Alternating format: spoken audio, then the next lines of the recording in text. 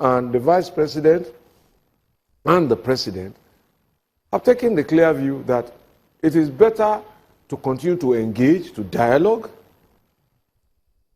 and to integrate those agitations into the body of issues that the Nigerian nation must resolve as a solution. If Nigeria has consistently for the past 2 months or so been able to sustain a 2 million barrel of crude production per day, has that had any effect on the power supply, on gas supply for power generation? What it has done, and you see, that is why it is important to have people who are experts on this matter talk about it. Most of the gas that Nigeria has today available as fuel for our power plants is gas from the production of crude oil, and that is why it is described as associated gas, because it comes as a derivative of producing crude oil. There are very large fields of non-associated gas that hasn't even been explored. We're working with the Ministry of Petroleum now to open up those assets for exploitation.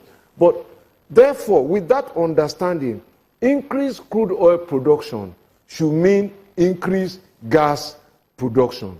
But the point is, how do you get the gas to the power point? Because the pipeline that should transport it has been broken. What are you doing right now to stop the We are fixing the pipeline as we speak. But okay, what are you doing to stop the curb? No, just understand. Every time we finish, it is broken again. That is what has happened in all of 2016. So this just needs to be understood.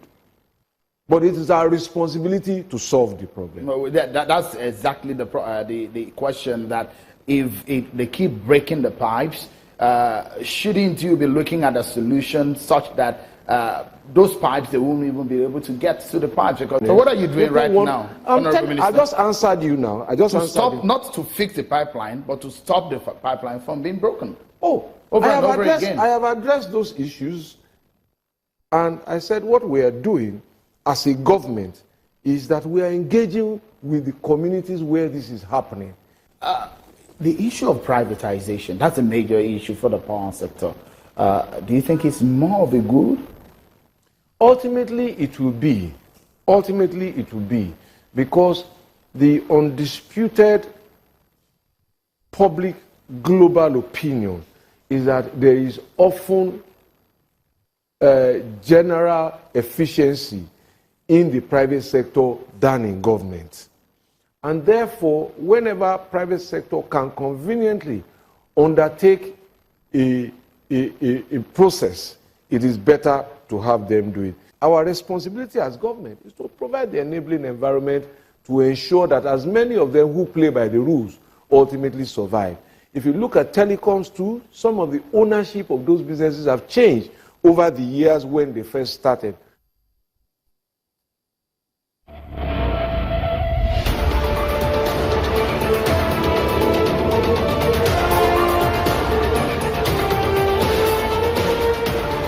We'll take a pause on the interview with the Minister of Power, Works and Housing, Mr. Babatunde Fashola. And let me introduce you to my guest. He's Dr. Yemi Oke. He's an associate professor in the University of Lagos in energy and electricity law. Many thanks for coming on the program. It's a pleasure, Shane. First and foremost, before we go on that break, you have seen what we showed to Nigerians on the promise of the APC. 40,000 megawatts in 4 to 8 years. Reasonable? Definitely not. We can't even make 5 until the end of this tenure. We can't make 5,000. We need to, and of course, as the minister rightly pointed out, install capacity, which is the grid expansion, will only be able to accommodate 7,000 megawatts. Assuming we are able to put everything on grid, the peak is 7,000, which is even not realistic. We talk of transmission loss and the rest. I'm saying from now to the end of 2019, perhaps thereafter, we can pick 5,000 megawatts. Yeah, realistically. I was speaking with the minister on the way and manner the generation was going up and coming down. 3,000 at some point, 4,000 at the end of November last year. When we wonder, with the capacity of 7,000, what again do we need? And he spoke about incremental power delivery.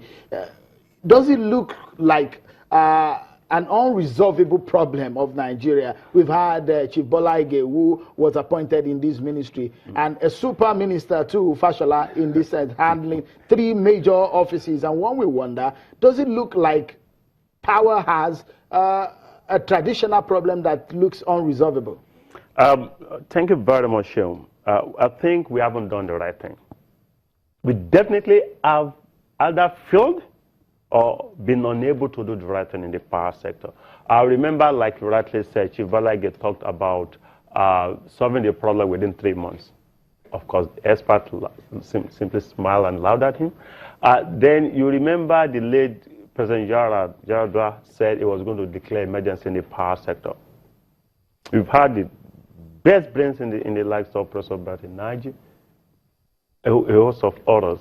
But the problem in the power sector might not be solved until we go back to the basics. Okay, we'll talk about the basics and what this basics is all about, plus the final thoughts of the minister on the issue of power. And we have works and we have housing here on the program tonight on Politics Today on Channels Television. We go for a short break, and when we come back, we'll dig deeper into this matter. Stay with us. We'll be right back.